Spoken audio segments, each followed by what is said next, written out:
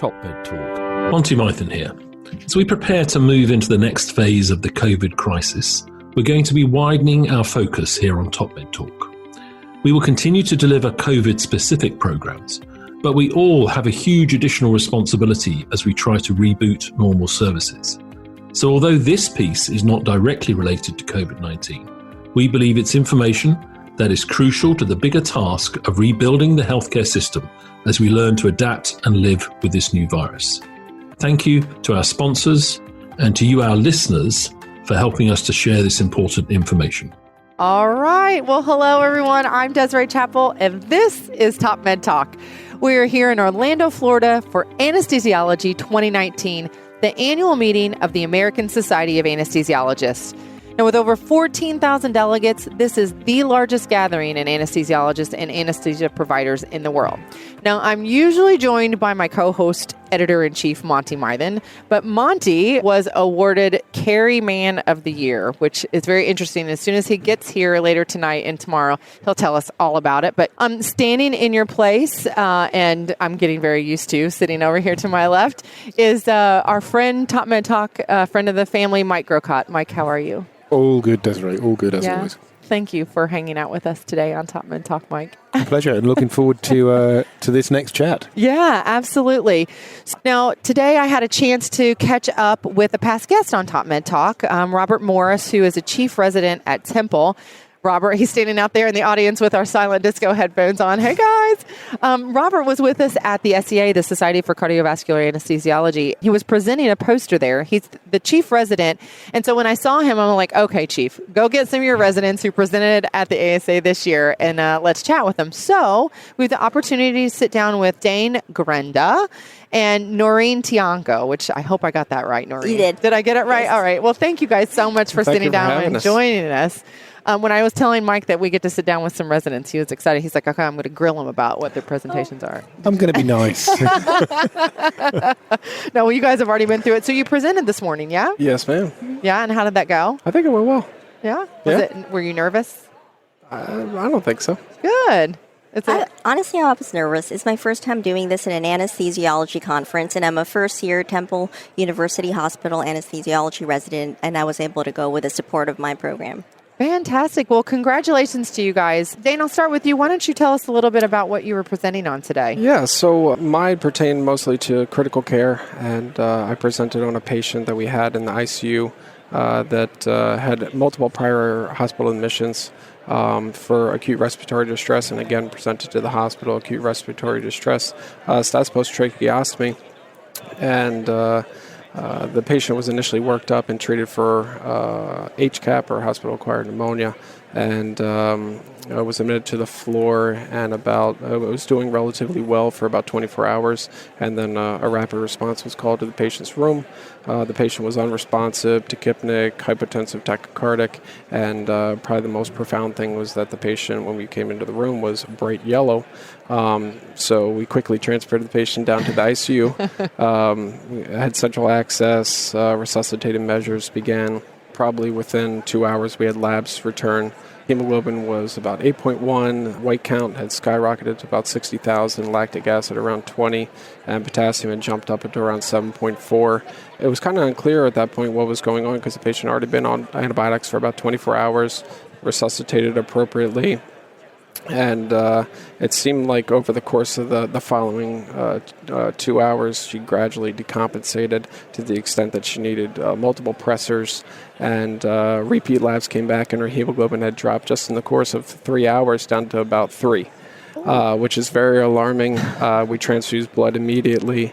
I guess the big issue that we brought up was how long it takes to get certain labs back. And the patient eventually tested positive for mycoplasma pneumoniae, antibody IgM, which is pretty consistent with the picture and the severe hemolysis that she was having. However, based on the multi-organ dysfunction that we were seeing, it's kind of rarely reported, if at all. And I kind of touched on the pathogenesis, or remains relatively unclear which thing comes first. Obviously, the severe hemolysis could definitely lead to multi-organ dysfunction. But I guess bringing to mind that mycoplasma pneumoniae needs to be kept in the differential And in certain hospitals, testing both sputum and serologic methods either takes a really long time or is unavailable altogether. And like I said, it's important to keep in the diagnosis, and a prompt diagnosis could have important therapeutic implications.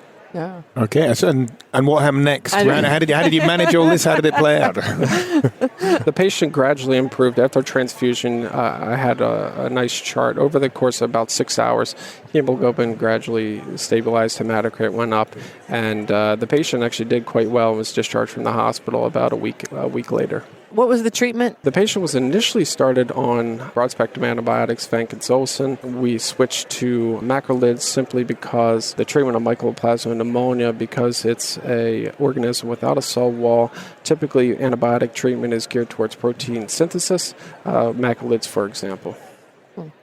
And the kidneys? So the renal and liver failure is not reported at all, and typically the picture that we saw, it was an acute kidney injury, which gradually improved over the course of several days. She did require the assistance of our nephrology colleagues. She was placed on continual renal replacement while in the ICU, but her kidneys fully recovered, thankfully. Great result. Yes, yes, but definitely scary. Did you get any mean questions when you were presenting? Not at all. Everyone was quite cordial. Damn. That's not fair. That's really interesting. Well, congratulations. Thank you. Nice work on that. Good job. Yeah. Noreen, tell us a little bit about what you were presenting on today. So I presented about a 55-year-old female with neurofibromatosis type 1, or von Recklinghausen's disease, and it's an autosomal dominant disorder. It has manifestations neurologically, cardiovascularly, respiratory, and the GI systems, everything you could think of. And on top of that, she also had severe pulmonary hypertension as well as right ventricular failure. The surgery was for a diagnosed pheochromocytoma that was solitary, and she had a robotic laparoscopic assisted right total adrenalectomy. And what was interesting about that case is the anesthetic management is almost contradictory. With pheochromocytoma, you want to volume load, but in my patient's case, it was very tricky because she had severe pulmonary hypertension. So we really had to pay attention to that RV and prevent her from going into RV failure. And we also had a transesophageal echocardiogram, as well as the Edwards Life Sciences clear sight hemodynamic monitoring. The surgery was only 90 minutes. The patient was eventually extubated in the operating room, discharged to PACU, discharged to the ICU, and was sent home on post-op day 3 with no 30-day admissions post-op. Wow. Readmissions, I mean. So this is the same condition, well, said to be the condition that the elephant man had. Isn't that right? I believe so, yes. And she had those neurofibromas and the cafe au lait macules as well. And the pheo association is not a surprise.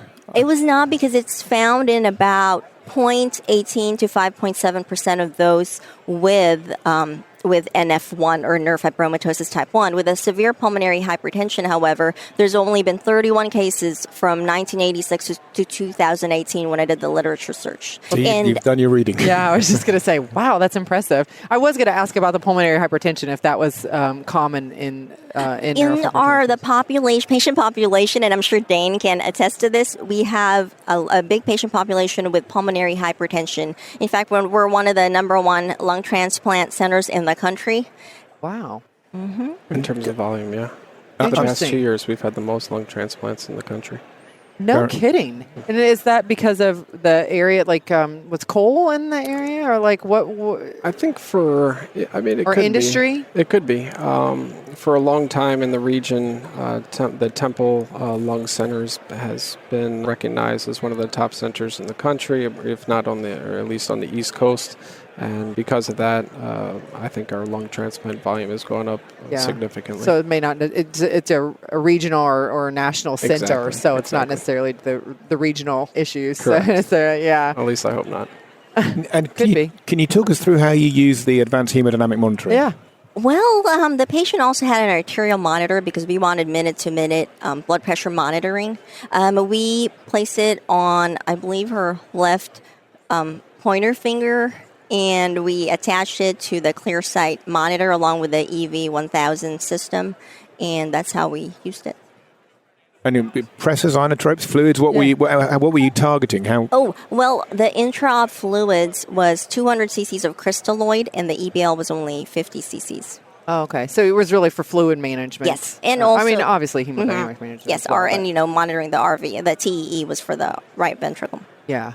Wow, that's really great. Great case. Yeah. Very good case. Well, congratulations for your very first time presenting, and Dane, congratulations to you as well. Thank you. And did you get any mean questions? Yeah. Oh, no, everyone was very engaging. It's changed a bit since I was a resident. When was that, Mike? Yeah, not so long ago. Culture's trying to change. This is good. This is good. It's moving in the right direction. Yeah. Then good. Well, guys, thank you so much for sitting down with us. I know it was totally impromptu, but I love it. You were totally prepared, so it's good to go. Yeah, great job. Thank you very much. Thanks so much. So again, you guys are residents at Temple? Correct. So you're going to have all your friends listen to Top Men Talk, yes, right? Ma'am. Yes.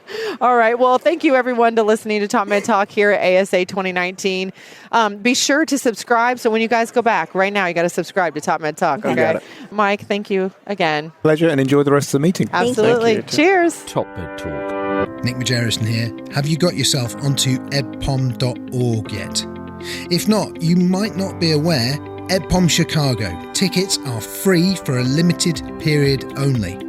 Go now to edpom.org. Evidence-based perioperative medicine. edpom.org.